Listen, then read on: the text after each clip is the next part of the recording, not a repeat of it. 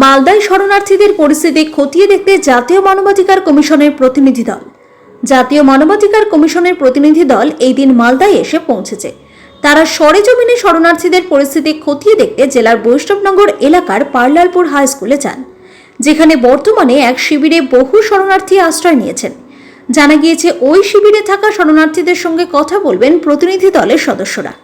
তাদের উদ্দেশ্য শরণার্থীদের সমস্যা, অভিযোগ ও মানবাধিকার লঙ্ঘনের কোনো ঘটনা ঘটছে কিনা তা প্রত্যক্ষভাবে জানার চেষ্টা করা।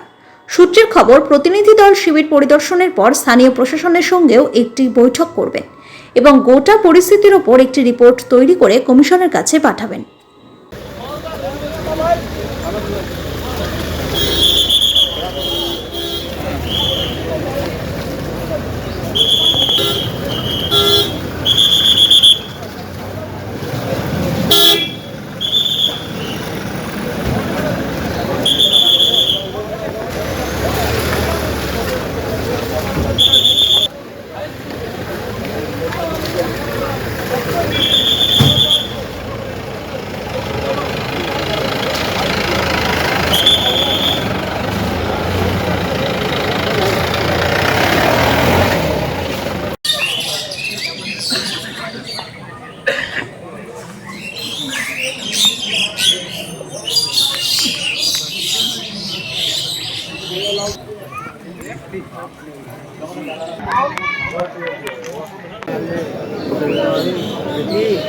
ভিতরে গিয়ে লাভ নেই।